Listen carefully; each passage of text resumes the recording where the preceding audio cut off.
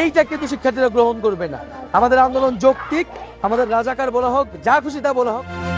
16 জুলাই দুপুরের আলো তখনও নিভে যায়নি। এক তরুণ বুক সোজা করে 2 হাত প্রসারিত করে দাঁড়িয়েছিল রাজপথে। তার হাতে কোনো অস্ত্র ছিল না, ছিল শুধু নিজের বিশ্বাসের দৃঢ়তা। মুহূর্তের মধ্যেই গুলির শব্দে কেঁপে ওঠে চারপাশ।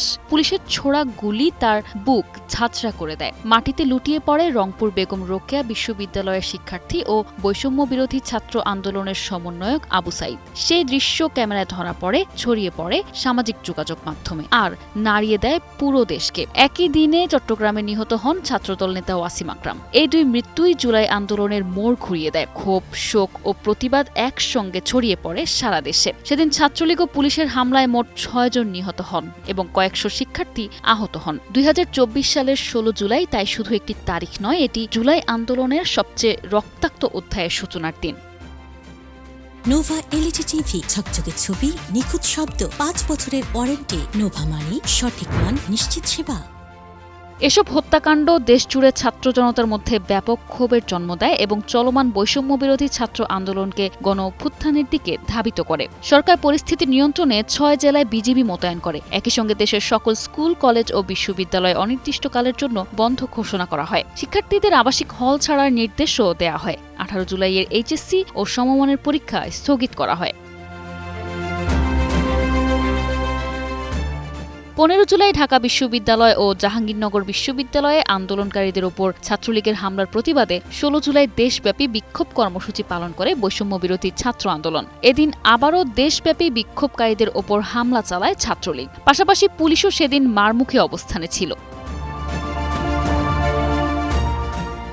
এদিন শিক্ষার্থীরা রাজধানীর যাত্রাবাড়ি, সায়েন্স ল্যাব, প্রগতি সরণি, শান্তিনগর, বাড্ডা, মতিঝিল, শাপলা চত্বর, তাঁতিবাজার, উত্তরা ও বেড়িবাঁধ সহ বিভিন্ন এলাকায় গুরুত্বপূর্ণ সড়কে অবস্থান নিয়ে যান চলাচল বন্ধ করে দেন। মহাখালীতে শিক্ষার্থীরা রেললাইন অবরোধ করায় ঢাকার সঙ্গে সারা দেশের ট্রেন যোগাযোগ 6 ঘণ্টা বন্ধ থাকে। এছাড়া ঢাকা চট্টগ্রাম, ঢাকা সিলেট, ঢাকা টাঙ্গাইল, ঢাকা ময়মনসিংহ ও চট্টগ্রাম কক্সবাজার মহাসড়কেও অবরোধ করেন শিক্ষার্থীরা।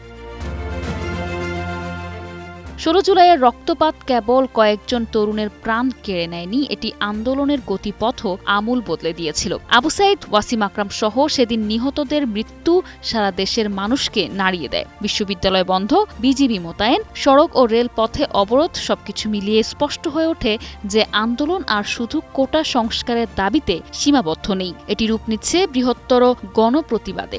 শোক ক্রমে পরিণত হয় প্রতিরোধে, আর 16 জুলাই ইতিহাসে স্থান করে নেয় এমন এক দিন হিসেবে। সেদিন রক্তের বিনিময়ে জুলাই আন্দোলন নতুন মোড় নেয় এবং পরবর্তী গণ অভ্যুত্থানের ভিত্তি আরও দৃঢ় হয়ে ওঠে। নিশা আলম, ডেস্ক রিপোর্ট, 21 টেলিভিশন।